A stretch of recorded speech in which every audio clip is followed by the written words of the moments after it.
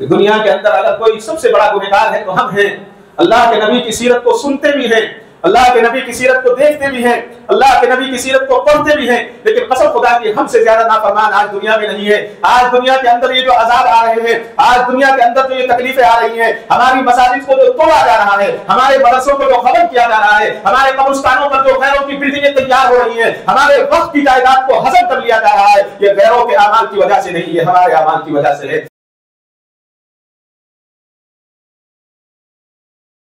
السلام علیکم ورحمۃ اللہ وبرکاتہ۔ الحمد لله نحمده ونستعينه ونستغفره ونؤمن به ونتوكل عليه ونعوذ بالله من شرور أنفسنا ومن سيئات أعمالنا من يهده الله فلا مضل له ومن يضلل فلا هادي له ونشهد أن لا إله إلا الله وحده لا شريك له ونشهد أن سيدنا وسندنا وشفيعنا وحبيبنا ومولانا محمدا عبده ورسوله أما بعد فقد قال الله تبارك وتعالى فأعوذ بالله من الشيطان الرجيم بسم الله الرحمن الرحيم لقد كان لكم في رسول الله أسوة حسنة صدق الله مولانا العظيم وصدق رسوله النبي الكريم وعلى آله وأصحابه وأزواجه وذرياته وأهل بيته أجمعين والحمد لله رب العالمين اللهم صل على محمد وعلى آل محمد كما صليت على إبراهيم وعلى آل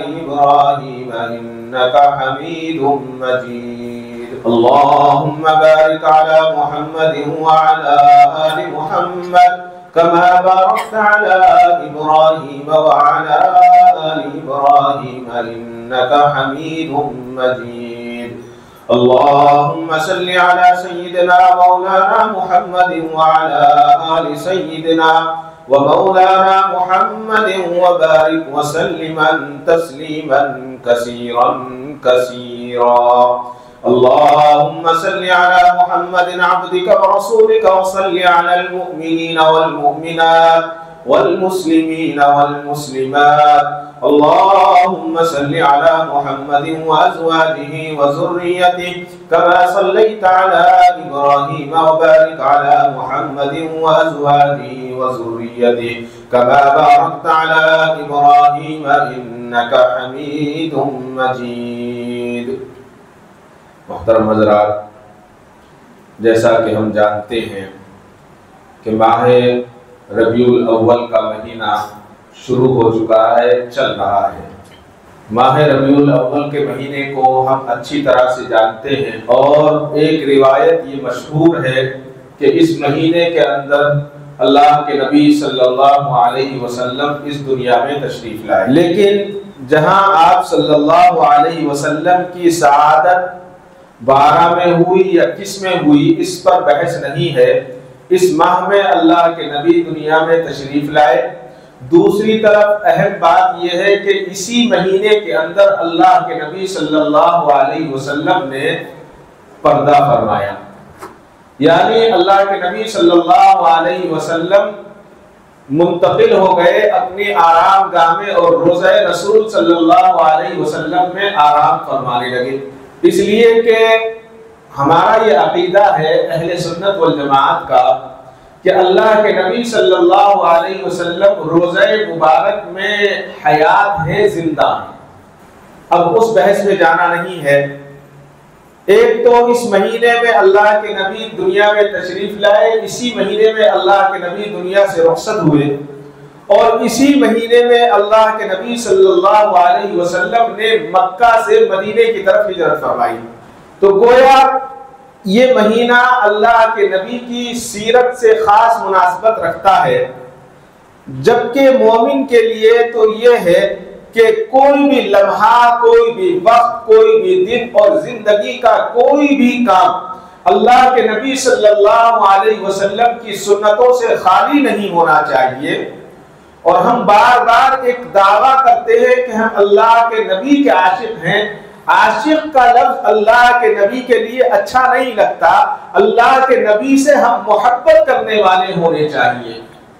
عشق کمزور ہوتا ہے، عشق تھوڑی دیر کے لیے ہوتا ہے اور پھر ختم ہو جاتا ہے، لیکن محبت کبھی ختم نہیں ہوتی۔ ہمیں اللہ کے نبی صلی اللہ علیہ وسلم سے خاص محبت اور الفت ہونی چاہیے۔ اور اس مہینے کے اندر ہم دیکھتے ہیں، بارہا ہم یہ دیکھتے ہیں کہ اس مہینے کے اندر جگہ جگہ سیرت کے جلسے منعقد کیے جاتے ہیں، بہت اچھی بات ہے۔ اللہ کے نبی صلی اللہ علیہ وسلم کی سیرت کے تذکرے ہوتے ہیں، بہت اچھی بات ہے۔ اللہ کے نبی پر درود و سلام کی محفلیں منعقد کی جاتی ہیں، یہ بھی ہونی چاہیے۔ ہمارے بزرگوں کا یہ طریقہ رہا ہے کہ کہیں قصیدہ بردہ شریف پڑھا جاتا تھا، کہیں درود و شریف کی محفلیں لگائی جاتی تھی، کہیں اللہ کے نبی صلی اللہ علیہ وسلم کو سیرت کو بیان کیا جاتا تھا، آپ کی سیرت کو سنا جاتا تھا اور آپ کی سیرت پر پھر عمل بھی کیا جاتا تھا۔ لیکن آج ماحول بدلا، جیسا کہ آج ہم دیکھتے ہیں کہ پہلے تو یہ سنا کرتے تھے کہ جو مالدار ہوا کرتے تھے کہ کسی کو اگر 1 کلو چاول دے دیے ہیں، 1 کلو چاول کا فوٹو پکڑ کر سب سے پہلے پیپر میں وہ فوٹو ڈلوایا کرتے تھے لوگ۔ لیکن اب زمانہ اس سے بھی خراب آ گیا، پہلے تو اس سے بہتر تھا کہ صرف اخبار تک فوٹو جایا کرتا تھا۔ آج تو آدمی کوئی ہو نہ ہو خود اپنی تصویر پکڑتا ہے اور اس کو فیس بک اور واٹس ایپ پر ڈال دیتا ہے، یعنی دکھلاوا زیادہ ہے، کام کرنے کی ضرورت نہیں ہے۔ یہ مہینہ حقیقت میں اللہ کے نبی صلی اللہ علیہ وسلم کی سنتوں کو سیکھنے کا مہینہ۔ اللہ کے نبی دنیا میں ایسے ہی نہیں آئے، میرے اور آپ کی طرح آپ نے وقت نہیں گزارا۔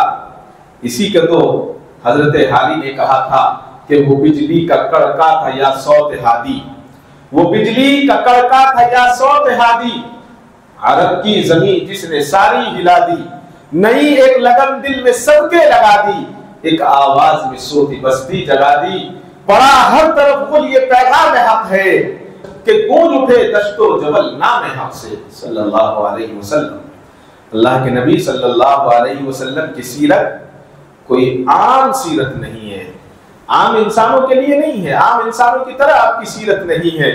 آپ کی سیرت کا ایک ایک پہلو اہمیت کا حامل ہے، اور میرا اور آپ کا اور سارے مسلمانوں کا یہ ایمان ہے کہ اللہ کے نبی سے جو محبت ہے وہ ہمارے ایمان کا جز ہے، ہمارے ایمان کی طاقت ہے، ہمارے ایمان کا اساسہ ہے۔ اس میں اگر ذرہ برابر بھی شک آ جائے اور ذرہ برابر بھی اللہ کے نبی کی عظمت میں کمی آ جائے تو ہمارا ایمان کہاں رہے گا؟ ایمان ہی نہیں رہے گا۔ جب ایمان نہیں رہے گا تو مسلمان نہیں رہے گا۔ تو اللہ کے نبی صلی اللہ علیہ وسلم سے محبت یہ تو ضروری ہے، اور یہ اللہ کے نبی صلی اللہ علیہ وسلم کا ایک معجزہ کیسے؟ ایک تو قرآن کریم معجزہ ہے، قیامت تک باقی رہے گا، ایک لفظ اس میں کم زیادہ نہیں ہوگا۔ کچھ لوگ نئے نئے آئے تھے، ابھی ایک آیا تھا لکھنؤ سے پیدا ہوا تھا، اس نے قرآن کریم کا پرنٹ کیا، نہ گھر کا رہا نہ گھاٹ کا رہا، جی کتے سے بھی بدتر حالت اس کی کر دی، گھر والوں نے اسے گھر سے باہر کر دیا، آج دیوانہ گھوم رہا ہے، کہتا تھا قرآن سے اتنی آیتیں نکال دو، اللہ نے اسے ہی نکال دیا۔ اسی طرح سے اللہ کے نبی کا دوسرا معجزہ یہ ہے، اس وقت جو ہم دیکھ سکتے ہیں کہ اللہ نے اللہ کے نبی کی محبت جو مسلمانوں کے دلوں میں رکھی ہے، دوسرے مذاہب کو سب کو اکٹھا کر لیجئے، سب کو جمع کر لیجئے، ان کے جو پیشوا ہیں جن کو وہ مانتے ہیں اس میں سے 100واں حصہ بھی ان کی محبت کا ان کے دلوں میں نہیں ہے۔ جو محبت مسلمان کے دل میں اللہ تبارک و تعالیٰ نے اللہ کے نبی کی محبت رکھی ہے، یہ اللہ کے نبی کا ایک دوسرا معجزہ ہے جو آج ہم اپنی آنکھوں سے دیکھ رہے ہیں۔ محبت کا یہی تقاضا ہے کہ جس سے محبت کرتے ہیں تو اس کا محبت کا اظہار بھی ہونا چاہیے۔ اب غیر مسلموں نے، غیر ایمان والوں نے محبت کے تقاضے کے لیے ایک دن تیار کر لیا، ویلنٹائن ڈے، بس ایک دن پھول پکڑتے ہیں 5 روپے کا کہ ہم آپ سے محبت کرتے ہیں۔ ایسا نہیں ہے۔ ہمارے یہاں تو ہم 24 گھنٹے محبت کرتے ہیں، اللہ سے بھی محبت کرتے ہیں، اللہ کے رسول سے بھی محبت کرتے ہیں۔ اسی طرح سے ہمارے یہاں 24 گھنٹے ہم اپنے ماں باپ سے محبت کرتے ہیں، وہاں ایک دن مدر ڈے ہوتا ہے، ایک دن فادر ڈے ہوتا ہے۔ ہمارے یہاں ایسا نہیں ہے، ہم تو 24 گھنٹے ماں سے بھی محبت کرتے ہیں، اپنے باپ سے بھی محبت کرتے ہیں، اپنے بزرگوں سے بھی محبت کرتے ہیں، اپنے چھوٹوں سے بھی محبت کرتے ہیں، اپنے بڑوں سے بھی محبت کرتے ہیں۔ اب محبت کا تقاضا یہ ہے کہ ہم جو ہے اللہ کے نبی سے اگر محبت کرتے ہیں تو اس کا اظہار بھی ہونا چاہیے۔ اب اظہار کیسے ہو؟ اب اظہار کے لیے ہم جھنڈا لے کر گھومیں، اظہار کے لیے ہم کوئی پٹی باندھ کر گھومیں، اس سے فائدہ نہیں ہے۔ اظہار کا سب سے بہترین طریقہ یہ ہے کہ جب ہم سامنے سے چلیں تو سامنے والا دیکھ کر کہے کہ اللہ کے نبی سے محبت کرنے والا آ رہا ہے۔ کیسے پہچانے گا؟ مجھے تفصیل میں جانے کی ضرورت نہیں ہے، آپ سمجھ سکتے ہیں۔ ہمارے چہرے سے پہچانے گا، ہمارے سر سے پہچانے گا، ہمارے لباس سے پہچانے گا۔ آج تو افسوس یہ ہوتا ہے کہ آدمی جب کسی آفس میں یا کہیں اچانک کسی سے مسلمان سے ملاقات ہو جاتی ہے تو ڈر یہ لگتا رہتا ہے کہ میں اسے سلام کروں یا نہ کروں، وہ سلام پتہ ہی نہیں چلتا کہ یہ ہمارا ہے یا کسی اور کا ہے۔ اللہ کے نبی سے محبت کا تقاضا یہ ہے کہ اس کا اظہار ہونا چاہیے، سامنے والے کو پتہ لگنا چاہیے کہ اللہ کے نبی سے کیسی محبت ہوتی ہے۔ اور اس کا بہترین طریقہ یہ ہے کہ اپنے بچوں کو دینی تعلیم دلائیں، اللہ کے نبی کی سیرت کو بتائیں، اللہ کے نبی کی صورت کو بتائیں، اللہ کے نبی کے واقعات کو سنائیں، تاکہ ان کے اندر یہ پتہ ہو کہ ہم اس کے غلام ہیں جس کے یہ کارنامے تھے، جن کی یہ زندگی تھی۔ آج کا زمانہ تو بہت گیا گزرا زمانہ ہے، اس سے پہلا جو زمانہ گیا ہے وہ بہت اچھا تھا، اور آئندہ جو آنے والا ہے وہ اس سے بھی برا ہوگا۔ 1986 میں اخبارات میں ایک خبر شائع ہوئی، ہندوستان کا ایک بہت بڑا کالج یونیورسٹی ہے وہ دنیا میں، اس کا نام ہے، نام لینا مناسب نہیں، اس کالج کے اندر امتحانات چل رہے تھے۔ امتحان لینے والا غیر مسلم پروفیسر اور امتحان دینے والے بچے جو زیادہ تھے وہ مسلمان تھے۔ تو کچھ بچوں نے بڑے اچھے جوابات دیے اور ممتحن کو مطمئن کر دیا، ہر چیز کا انہوں نے جواب دیا۔ تو ممتحن نے کہا کہ آپ نے بڑی محنت کی ہے، میں آپ کی محنت کو سلام کرتا ہوں، میں آپ کو مبارکباد دیتا ہوں کہ آپ نے بڑا اچھا پڑھا ہے۔ کیا میں اس موقع پر آپ سے آپ کے نبی صلی اللہ علیہ وسلم کی زندگی کے متعلق کو سوال کر سکتا ہوں؟ سب اسٹوڈنٹ جو تھے بڑی ڈگری ہولڈر تھے، یہ چھوٹے بچے نہیں تھے، 5ویں 7ویں 8ویں کلاس کے نہیں تھے، 10ویں 11ویں کے نہیں تھے، یہ ڈگری ہولڈر تھے سب کے سب۔ تو سب خاموش ہو گئے، چند بچوں نے کہا ہاں سر آپ پوچھئے، ہم آپ کو جواب دیں۔ تو اس نے کیا سوال کیا، کیا معلوم کیا؟ اس نے پوچھا یہ بتائیے کہ اللہ کے نبی صلی اللہ علیہ وسلم کی والدہ کا کیا نام بتائیے، جو ڈگری لے رہے ہیں ان کو تو سب یاد ہونا چاہیے۔ سب خاموش ہو گئے، ایک بچہ اٹھا، ایک لڑکے نے کہا کہ سر میں بتاؤں گا، ان کا بتائیے۔ تو انہوں نے کہا کہ حضور کی والدہ کا نام حضرت خدیجہ ہے۔ پروفیسر نے سر پکڑ لیا اور کہا کہ ہائے افسوس، ہائے افسوس، بڑی بڑی ڈگریاں آپ کے پاس ضرور ہیں، آ گئی ہیں، لیکن آپ کی زندگی کیسی زندگی ہے کہ آپ اپنے نبی آخر الزمان خاتم النبیین صلی اللہ علیہ وسلم کی والدہ کا نام نہیں جانتے۔ اس سے بڑی افسوس کی بات کیا؟ اب یہ تو پچھلا زمانہ تھا، وہ تو اچھا تھا، آج تو اس سے بھی گیا گزرا زمانہ ہے۔ حقیقت یہ ہے کہ جو آج کالجز، بڑے بڑے کالجز میں ہیں، کچھ بچے ہیں الحمدللہ جن کے والدین نیک ہیں یا جنہیں اللہ نے توفیق دی ہے، ان کو میں نہیں کہہ رہا ہوں۔ عصری تعلیم، ماڈرن تعلیم سے ہمیں اسلام نہیں روکتا۔ اسلام نے تو سائنس کو ہی ایجاد کیا ہے، مسلمان ہی سائنس کو ایجاد کرنے والے ہیں۔ جو کمزور یہ کہتے ہیں کہ مسلمان سائنس کے خلاف ہے، یہ ان کی غلط فہمیاں ہیں۔ سائنس کو اگر سب سے زیادہ کسی نے ترقی دی تو وہ صرف اور صرف مسلمان ہے، کوئی اور دوسرا نہیں ہے۔ اب یہاں پر آپ اندازہ لگائیے کہ ہمارے جس بچوں کو جو ڈگری ہولڈر ہیں، جب ان کو اپنے نبی صلی اللہ علیہ وسلم کی والدہ ماجدہ کا نام یاد نہیں ہے تو ان کی نسلوں کو کیا یاد ہے؟ تو ہم اپنے بچوں کو موٹی موٹی چیزیں بتائیں، خصوصاً اس مہینے کے اندر اللہ کے نبی صلی اللہ علیہ وسلم کی سیرت کو بار بار بتایا جائے، اور مدرسوں کے علاوہ کالجز کے اندر، اسکولوں کے اندر چھوٹے چھوٹے پروگرام منعقد کریں، ان بچوں کی حوصلہ افزائی کریں کہ اللہ کے نبی کے والد کا نام کیا تھا، والدہ کے نام کیا تھا، دادا کا نام کیا تھا، نانا کا نام کیا تھا۔ اور اللہ کے نبی صلی اللہ علیہ وسلم کی ازواجات کا کیا نام تھا. یہ چیزیں ہمیں سیکھنی چاہیے اور سکھانی چاہیے اور بتانی چاہیے. جب ہم ان بچوں کی حوصلہ افزائی کریں گے تو انشاءاللہ جو بچے ہمارے آج گانوں کی دھنوں پر ریل بناتے ہیں، جو بچے قوالیوں پر اور ناچ کر اور گا کر ریل بناتے ہیں، اس کو ہم صحیح استعمال کر سکتے ہیں. اللہ کے نبی صلی اللہ علیہ وسلم کی سیرت کے چھوٹے چھوٹے سے واقعات، اللہ کی ساری نبی کی سیرت جو ہے خوبصورت سیرت ہے، چھوٹے چھوٹے سے واقعات بنائیں اور اپنے غیر مسلموں تک، اپنے بھائیوں تک پہنچائیں تاکہ ان کو پتا چل جائے کہ اللہ کے نبی کی سیرت کتنی خوبصورت تھی، اللہ کے نبی کی زندگی کتنی خوبصورت تھی. آج ہم جس طرح سے ہمارے معاملات ہوتے ہیں، ہمارے کام ہوتے ہیں، اس سے غیر یہ سمجھتے ہیں کہ شاید اللہ کے نبی کی سیرت بھی ایسی تھی جیسے نعوذ باللہ ہم لوگ کر لیتے ہیں. اللہ کے نبی کی سیرت تو ایسی تھی کہ کسی پڑوسی کو تکلیف نہ پہنچے. اللہ کے نبی کی سیرت تو ایسی تھی کہ کسی بیمار کو زحمت نہ ہو. حتیٰ کہ اللہ کے نبی صلی اللہ علیہ وسلم نے اونچی آواز میں قرآن پڑھنے کو بھی پسند نہیں فرمایا. ہم یہ سمجھتے ہیں نعت سننا عبادت، نعت پڑھنا عبادت، لیکن اگر کوئی آدمی سویا ہوا ہو اور میں اس کے کان میں جا کر زور زور سے نعت پڑھوں گا تو کیا ہوگا؟ اس کو فائدہ ہوگا یا تکلیف ہوگی؟ اس کو تکلیف ہوگی اور خدا نہ خواستہ اس کی زبان سے کوئی ایسا جملہ نکل جائے تو وہ ایمان سے خارج ہو جائے گا. ایک مرتبہ اللہ کے نبی صلی اللہ علیہ وسلم مسجد میں معتکف تھے. حضرت ابو سعید خدری رضی اللہ تعالیٰ عنہ روایت کرتے ہیں، ابو داؤد شریف کی روایت ہے کہ کچھ صحابہ زور زور سے قرآن کریم کی تلاوت کر رہے تھے تو اللہ کے نبی صلی اللہ علیہ وسلم نے پردہ ہٹایا اور فرمایا تم اپنے پروردگار سے باتیں کر رہے ہو، سرگوشی کر رہے ہو، لہذا دوسرے کو تکلیف نہ پہنچاؤ. قرآن پڑھنے میں ایک دوسرے سے آواز کو بلند نہ کرو، زور سے نہ پڑھو، بلکہ اطمینان کے ساتھ پڑھو تاکہ تمہارے بازو میں جو دوسرا پڑھ رہا ہے اس کو تکلیف ہوگی تو اس سے کوئی فائدہ نہیں ہے. اور اسی طرح سے حضرت ابو موسیٰ اشعری رضی اللہ تعالیٰ عنہ فرماتے ہیں کہ ایک مرتبہ ہم لوگ سفر میں تھے اور جب ہم سفر میں تھے تو جب اونچی جگہ پر پہاڑی پر چڑھتے تو ہم زور سے تکبیر کہتے تھے، نعرہ تکبیر بلند کرتے تھے اور سب اللہ اکبر کہتے تھے تاکہ جوش پیدا ہو اور ہم پہاڑ پر جلدی سے چڑھ جائے.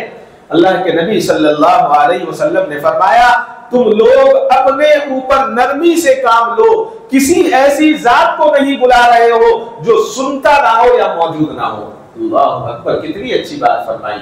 اللہ کے نبی نے فرمایا تم اتنی زور سے آواز نہ دو بلکہ نرمی سے کام لو، آہستہ سے کام لو. فرمایا بلکہ تم اس خدا کو پکار رہے ہو جو خوب سننے والا ہے اور دیکھنے والا ہے اور جو تمہارے سے قریب بھی. سبحان اللہ، سبحان اللہ. اللہ کے نبی صلی اللہ علیہ وسلم کی سیرت کوئی معمولی سی سیرت نہیں ہے. اللہ کے نبی کی سیرت کو چرند نے سنا اور اللہ کے نبی کی بات پر عمل کی، پرندوں نے عمل کیا، درختوں نے عمل کیا، جانوروں نے عمل کیا، اس وقت کے انسانوں نے عمل کیا. اور اگر آج کوئی باغی ہے تو میں آپ کو نہیں، میں اپنے آپ کو کہہ رہا ہوں کہ دنیا کے اندر اگر کوئی سب سے بڑا گنہگار ہے تو ہم ہیں.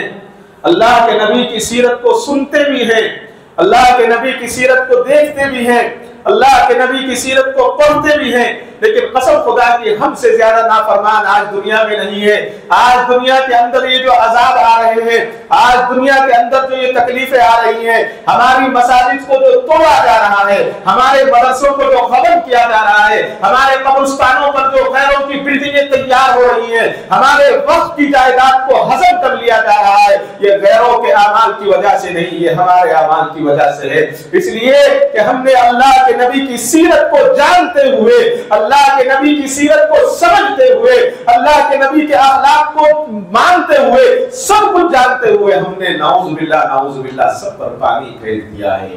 ہم نے ان کو بھلا دیا ہے، ہم نے اس کو چھوڑ دیا ہے. آج ہم وہ کرتے ہیں جو ہمارا دل چاہتا ہے، آج ہم وہ کرتے ہیں جو شیطان چاہتا ہے. اللہ اور اس کے رسول نے جو چاہا آج ہم اس کو بھول چکے ہیں، آج ہم نے اس کو چھوڑ دیا ہے.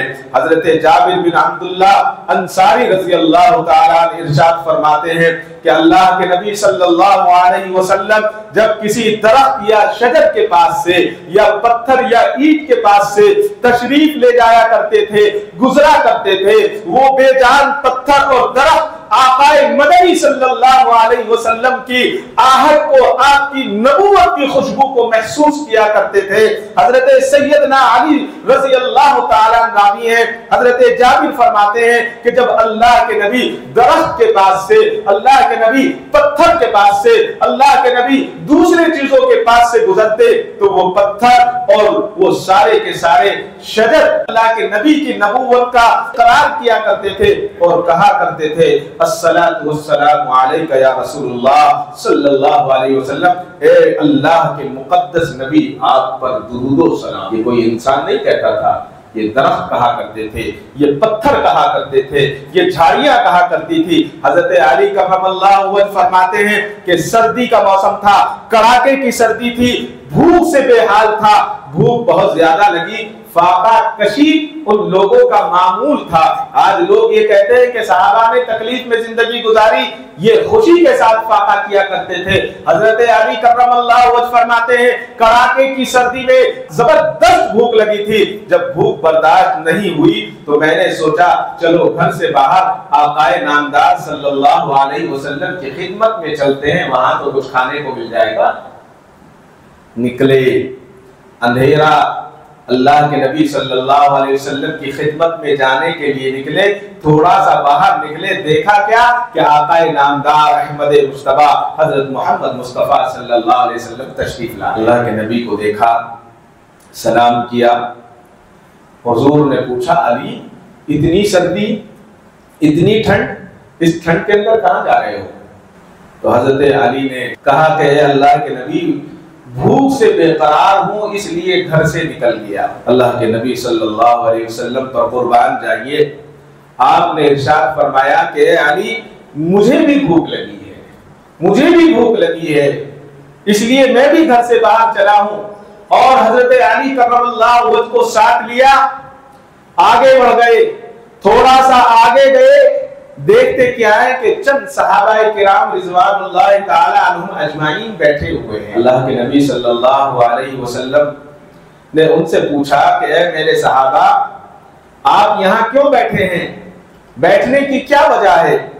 صحابہ نے عرض کیا کہ اللہ کے نبی صلی اللہ علیہ وسلم بھوک سے بے حال ہیں، بھوک کی وجہ سے، یہ دین ایسے ہی نہیں پہنچا مجھ تک اور آپ تک۔ کہا کہ بھوک کی وجہ سے بے چین اس لیے بیٹھے ہیں۔ رسول اللہ صلی اللہ علیہ وسلم نے حضرت علی کرم اللہ وجہ کو فرمایا یا علی اذهب الى هذه النخلة وكلها ان رسول اللہ یأمرك ان تطعمی، اے علی اس کھجور کے درخت کے پاس جاؤ اور اس درخت سے کہو کہ اللہ کے رسول فرماتے ہیں ہمیں کھجور کھلاؤ۔ سردی کے موسم میں کھجور نہیں آتی جی، ٹھنڈ کے دن میں کلنگڑا پیدا نہیں ہوتا، گرمی میں ہوتا ہے، جب تیز گرمی ہوتی ہے تب کھجور پکتی ہیں، ٹھنڈ میں تو کھجور کے درخت پر پھول بھی نہیں آتا۔ حضرت علی کرم اللہ وجہ کہنے لگے دل دل میں کھجور کا موسم نہیں ہے، کھجور درختوں پر نہیں، لیکن پھر دل میں آیا کہ اللہ کے نبی صلی اللہ علیہ وسلم کا حکم ہے، منع نہیں کر سکتا۔ چلے گئے، جا کر اس درخت سے کہا کہ اللہ کے نبی نے فرمایا ہے کہ ہمیں کھجور کھلاؤ۔ پتے ہلنے لگے، تازہ کھجور کے پتوں سے تازہ تازہ کھجوریں گرنے لگی۔ حضرت علی کرم اللہ وجہ نے اپنا دامن پھیلا لیا، سارا کا سارا دامن حضرت علی کرم اللہ وجہ کا کھجوروں سے بھر گیا۔ کھجور لے کر آئے اور اللہ کے نبی صلی اللہ علیہ وسلم کی خدمت میں پیش کی۔ اللہ کے نبی نے اور سارے صحابہ نے وہ پیٹ بھر کر کھجوریں کھائی۔ جب کھجوریں کھا لی تو تھوڑی سی کھجوریں بچ گئی۔ حضرت علی کرم اللہ وجہ کو اللہ کے نبی نے حکم فرمایا اے علی یہ جو کھجوریں ہیں میری لخت جگر فاطمہ کو دے آؤ، اس لیے کہ اس کا بھی کئی دن سے فاقہ ہے۔ تو اندازہ لگائیے وہ کھجور کا درخت اچھا تھا یا آج ہماری زندگیاں اچھی ہیں؟ وہ کھجور کا درخت اچھا تھا اس لیے کہ کھجور کا درخت اللہ کے نبی کے حکم کو مانتا تھا۔ آج ہم اللہ کے نبی کے حکم کی پیروی نہیں بلکہ اللہ کے نبی کے حکم سے بغاوت کرنے والے ہیں۔ اللہ مجھے اور آپ کو بچائے۔ ہر چیز اللہ کے نبی کے حکم کو مانتی تھی، لیکن جس امت پر اللہ نے خاص فضل فرمایا، تین وقت بہترین اس کو کھانا دیا، قسم کی غذائیں اللہ نے ہمیں عطا کی، لیکن آج ہم سے زیادہ نافرمان کوئی نہیں۔ یہ درد دل میں آپ سے کہہ رہا ہوں، یہ کسی کو میں نہیں کہہ رہا ہوں، میں اپنے آپ کو کہہ رہا ہوں، اس لیے کہ یہاں جتنے لوگ بیٹھے ہیں شاید سب سے بڑا گنہگار ہوں تو میں ہوں، کوئی اور نہیں۔ ہمیں ایک دوسرے کے لیے دعا بھی کرنی چاہیے اور عمل بھی کرنا چاہیے۔ اللہ کے نبی صلی اللہ علیہ وسلم کی سیرت صرف مسلمانوں کے لیے نہیں تھی، سب کے لیے برابر تھی، اس لیے کہ آپ رحمت للعالمین بنا کر بھیجے گئے۔ آپ کی سیرت جنات کے لیے بھی ہے، آپ کی سیرت جانوروں کے لیے بھی ہے، آپ کی سیرت شجر کے لیے بھی ہے، حجر کے لیے بھی ہے، لیکن ماننا کس کو ہے؟ ماننا انسانوں کو اور جنات کو ہے، اس لیے کہ انسانوں کو اور جنات ہی کو اللہ نے عبادت کے لیے پیدا کیا۔ وَمَا خَلَقْتُ الْجِنَّ وَالْإِنسَ إِلَّا لِيَعْبُدُونِ، باقی دوسری چیزیں وہ اللہ تعالیٰ جانتے ہیں۔ اللہ کے نبی کی سیرت کو جب ہم پڑھیں گے اور قریب سے دیکھیں گے تو ہمیں پتہ چلے گا کہ اللہ کے نبی کی سیرت کیا تھی۔ مسجد نبوی کا صحن ہے، آج تو زمانہ بدلا ہے، جس کو حضور کے زمانے میں جتنا بڑا مدینہ تھا اس سے بڑی آج مسجد نبوی۔ تو اللہ کے نبی صلی اللہ علیہ وسلم اپنے صحابہ کے ساتھ مسجد کے صحن میں بیٹھے ہوئے ہیں، ایک دہقانی بدو، جس کو ہم اپنی زبان میں گوڑا کہتے ہیں یا دیہاتی کہتے ہیں، وہ دیہاتی اللہ کے نبی صلی اللہ علیہ وسلم کی خدمت میں آیا اور بڑی بدتمیزی کے ساتھ اللہ کے نبی سے مخاطب ہوا اور کہتا ہے انت الذی تقول ما تقول، کیا تو ہی ہے نبوت کا دعویٰ کرنے والا؟ رسول اللہ صلی اللہ علیہ وسلم نے نہایت اطمینان سے جواب دیا، نعم انا رسول، نعم انا رسول الیک و الی الناس جمیعا، ہاں میں تیرے اور سارے انسانوں کی طرف اللہ کا رسول بن کر آیا ہوں۔ اس بدو نے، اس دیہاتی نے جیسے ہی یہ سنا غصے میں آ گیا اور غصے میں آ کر کہتا ہے لَقَتَلْتُ شَرَّ قَتْلَتِ، میرا بس چلتا تو میں تجھے پوری طرح سے نعوذ باللہ قتل کر دیتا۔ اتنا سننا تھا کہ حضرت سیدنا عمر فاروق رضی اللہ تعالیٰ عنہ نے تلوار کہا کہ اچھا یہ جرت، یہ ہمت کہ اللہ کے نبی کے لیے یہ الفاظ۔ اللہ کے نبی صلی اللہ علیہ وسلم نے کہا عمر خاموش رہو، اور اللہ کے نبی کے الفاظ تھے عمر خاموش رہو، محمد انسانوں کو جہنم میں ڈھکیلنے کے لیے نہیں آیا بلکہ محمد انسانوں کو جہنم سے نکالنے کے لیے آیا ہے۔ اے عمر صبر کرنا، معاف کرنا، درگزر کرنا یہ نبی کی شان ہے۔ سبحان اللہ۔ وہ بدو کہنے لگا کہ اگر آپ واقعی نبی ہیں تو میں ایک گو لے کر آیا ہوں، شکار کر کے لایا ہوں اور یہ گو مردہ ہو چکی ہے، اگر اس گو کو آپ زندہ کر دیں تو میں مان جاؤں کہ آپ اللہ کے نبی ہیں۔ گو کسے کہتے ہیں؟ ہمارے یہاں اس کو گھوڑ گھوڑ بڑا آتا ہے نا، گھوڑ گھوڑ، اس کو ہم گو کہا جاتا ہے۔ گو لے کر آیا تھا، مری ہوئی گو تھی، اللہ کے نبی سے کہتا ہے یہ مر چکی، اگر آپ اس کو زندہ کر دیں تو میں مان جاؤں گا کہ آپ نبی ہیں اور ایمان لے آؤں گا۔ لا یؤمن او یؤمن ھذا الذب، یہ سن کر رسول اللہ صلی اللہ علیہ وسلم مسکرائے، تبسم فرمائے، اور اس مردہ گوہ کے پاس گئے، گھوڑ پھوڑ کے پاس گئے اور ارشاد فرمایا یا ذبو، اے گھوڑ پھوڑ۔ یہ سننا ہی تھا کہ گھوڑ پھوڑ نے آنکھیں کھولنا شروع کر دی، آنکھیں کھول دی، آنکھیں کھولی۔ پھر حدیث کے الفاظ ہیں فَأَجَابَ بِلِسَانٍ عَرَبٍ مُبِينٍ، اس گھوڑ پھوڑ نے بہترین عربی زبان میں جواب دیا لبیک و سعدیک یا رسول اللہ صلی اللہ علیہ وسلم، اے اللہ کے محترم نبی میں حاضر ہوں، میں حاضر ہوں۔ اللہ اکبر، کیا منظر ہوگا۔ آپ صلی اللہ علیہ وسلم نے فرمایا یا ذب من تعبد، اے گھوڑ پھوڑ تو کس کی عبادت کرتی ہے؟ تو گھوڑ پھوڑ نے کیا جواب دیا؟ من کان عرشہ فی السماء، میں اس پروردگار کی عبادت کرتی ہوں جس کا عرش آسمان ہے۔ اللہ کے نبی نے پھر پوچھا، اور وہ گھوڑ پھوڑ کہتے ہیں وفی الارض سلطان، جس کی بادشاہ زمین پر ہے، وفی البحر سبیل، جس کے راستے سمندر میں ہیں، وفی الجنت رحمت، جس کی رحمت جنت میں ہے، وفی النار عقابہ، اور جس کا عذاب و قہر دوزخ میں ہے۔ پھر آقا مدنی صلی اللہ علیہ وسلم نے ارشاد فرمایا یا ذب من انا، اے گھوڑ پھوڑ میں کون ہوں؟ گو کہنے لگی انت رسول رب العالمین و خاتم النبیین صلی اللہ علیہ وسلم، آپ اللہ رب العالمین کے فرستادہ ہیں اور سلسلہ انبیاء کے خاتم ہیں۔ قد افلح من صدقك وقد خاب من كذبك، یقیناً جس نے آپ کی تصدیق کی وہ کامیاب ہو گیا اور جس نے آپ کو جھٹلایا وہ خسارے میں پڑ گیا۔